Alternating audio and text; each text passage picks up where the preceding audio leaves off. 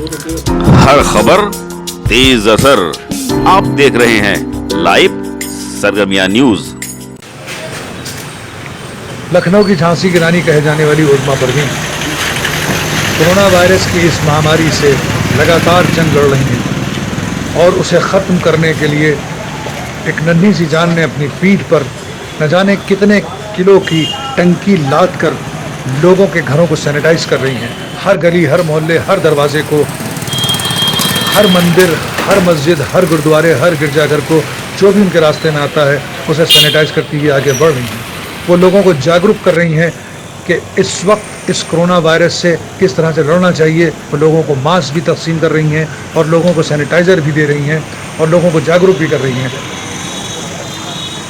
हर जगह बिना भेदभाव के हिंदू, मुस्लिम, सिख, ईसाई, इस सारी चीज़ों को भूलकर वो हिंदुस्तानियों को बचाने के लिए, हिंदुस्तान को इस महामारी से बचाने के लिए लगातार अपनी कोशिश कर रही हैं। हम दुआ करते हैं ईश्वर से कि इनकी ये कोशिश कामयाब हो। और सरगर्मियां न्यूज़ में आपका इस्तकबाल करता हूं मैं आमिर मुख्तार, और इस वक्त जिनसे हम बात करने के लिए यहाँ पर आए हैं उन्होंने CAA और NPR को लेकर एक आंदोलन छेड़ा था घंटाघर के ऊपर। बहुत सारी महिलाएं उनके साथ थीं, काफ़ी कुछ उसमें उनको झेलना पड़ा, उनके खिलाफ फर्जी मुकदमे भी हुए और साथ ही साथ लेकिन अपनी आवाज़ को उन्होंने कहीं से जो है वो दबाया नहीं और अपने ज़मीर की सुनती गई और अपने ज़मीर के ख़िलाफ़ उन्होंने कोई काम नहीं किया। हमारा जो संविधान है उसके तहफ़्फ़ुज़ के लिए, उसको बचाने के लिए उनका ये एहतजाज था। और आज जब कोरोना महामारी फैली हुई है हमारे पूरे इस दुनिया में, पूरी दुनिया परेशान है, उसमें भी उन्होंने बिना किसी तफरीक के, बिना किसी भेदभाव के, चाहे वो मंदिर हो या मस्जिद हो, गुरुद्वारा हो या वो चर्च हो या गरीबों के मकान हो या अमीरों के मकान हो, उनके घरों को सैनिटाइज़ करने की एक जिम्मेदारी उन्होंने उठाई है। एक छोटी सी नन्ही सी जान, एक औरत ज़ात अपने पीठ पर एक भारी वज़न लाद कर जो है वो सैनिटाइज़ करती हुई जो नज़र आ रही हैं। और उनके इस काम की ये पूरा शहर नहीं बल्कि पूरा मुल्क तारीफ़ कर रहा है कि बिना किसी भेदभाव के। और इस वक्त हमें बेहद खुशी है कि वो हमारे साथ हमसे बात करने के लिए मौजूद हैं।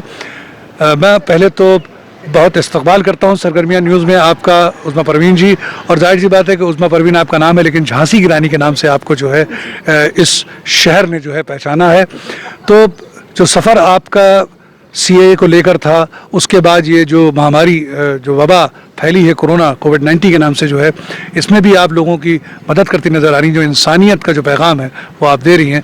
तो हम आपसे जानना चाहेंगे कि वो सफ़र जो CAA का था और फिर ये हालात जो बने, और आगे क्या कहना चाहती हैं और कैसे बांटना चाहती हैं अपनी बात को। हम यही कहना चाहते हैं कि जिस तरह से आप देख रहे हैं कोरोना वायरस फैलता जा रहा है, मतलब महामारी इतनी ज़्यादा बढ़ गई है और जिस तरह से लोग संक्रमित हो रहे हैं, और आज की डेट में जिस तरह से लखनऊ में बहुत ज़्यादा तादाद देखने को मिल रही है। नगर निगम जो संक्रमित हुआ कोरोना वायरस से, जितने जोनल अधिकारी थे, 2 अधिकारी वो संक्रमित हुए, और दूसरा ये कि कर्मचारी और जो नगर आयुक्त टीम थी, स्टाफ था नगर आयुक्त का, उसे भी मतलब इससे गुजरना पड़ा कोरोना वायरस से। पहले तो हम उनके लिए दुआ करना चाहेंगे कि अल्लाह ताला उनको जल्दी से सेहतयाबी दे दे, क्योंकि वो जो खड़े थे वो हमारे लिए खड़े थे, हमें बचाने के लिए खड़े थे, हमारी हिफाजत के लिए खड़े थे।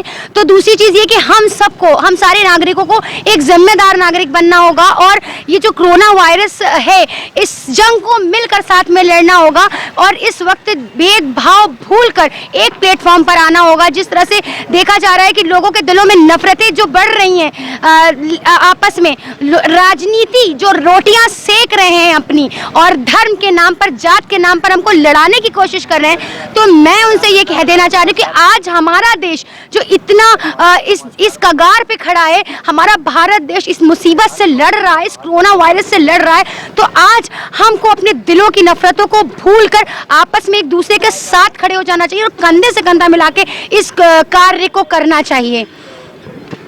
देखा आपने कि उज़्मा परवीन ने ये कहा कि जो ये वायरस है कोरोना, इसके साथ साथ जो नफ़रतों का वायरस है उसको अभी मिटना बहुत ज़रूरी है। हमें एक प्लेटफॉर्म पर आना ज़रूरी है। हम थोड़ा सा हम चाहेंगे कि और इस काम के लिए उन्हें जागरूक करने के लिए लोगों को कोरोना से काफ़ी अवार्ड्स मिले। नगर निगम ने भी आपको अवार्ड किया, बहुत सारी संस्थाओं ने आपको अवार्ड किया, लेकिन उन्हें अवार्ड से कोई मतलब नहीं, उन्हें अपने काम से मतलब है।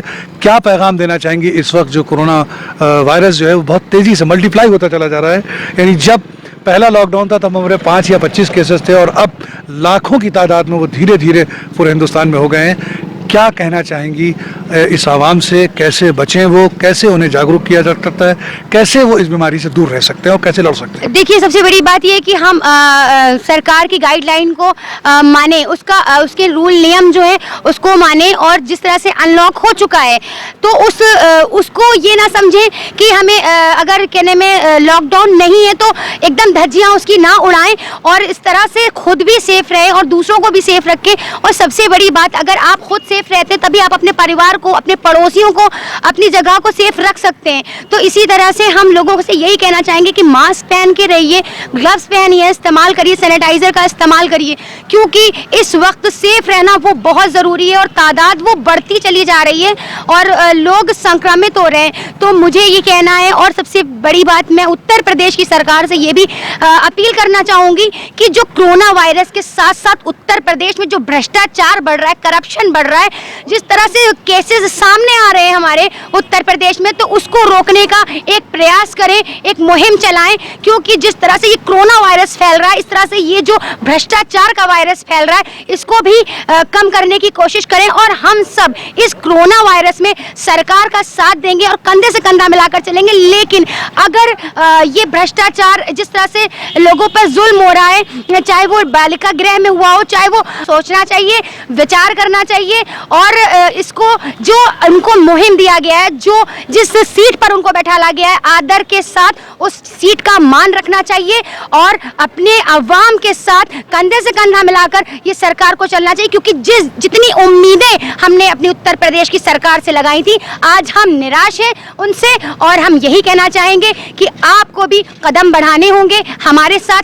जनता के साथ, और चाहे वो कोरोना वायरस हो, चाहे वो करप्शन हो, हर चीज़ में हम सब कंधे से कंधा मिलाकर साथ दें और आगे बढ़ें और कोशिश करें कि कोरोना वायरस की जंग को भी हम जीत सकें और नफरतों से भी दिलों को एक दूसरे के दिलों से निकाल सकें। यही हमारा मुहिम है, यही हमारा मोटिव है। जय हिंद, जय भारत। बहुत शुक्रिया हमसे बात करने के लिए। और जैसा कि आपने देखा कि उसमें परवीन जी ने झांसी की रानी के नाम से लखनऊ पहचानता है, उन्होंने कहा है कि जो सरकार की गाइडलाइन है उसको फॉलो कीजिए, और ये जो लॉकडाउन है अगर ये खुलता है 2 दिन 5 दिन तो उसकी धज्जियाँ मत उड़ाइए, अपने आप को सेफ रखिए, मास्क लगाइए, ख़ुद को सैनिटाइज कीजिए और अपने आप को जो है वो महफूज रखिए और अपने बच्चों को महफूज रखिए और अपने आसपास के लोगों को भी इसके लिए जागरूक कीजिए, ताकि ये वायरस जो है इससे हम लड़ सकें और बहुत जल्द हम इससे निजात पा सकें।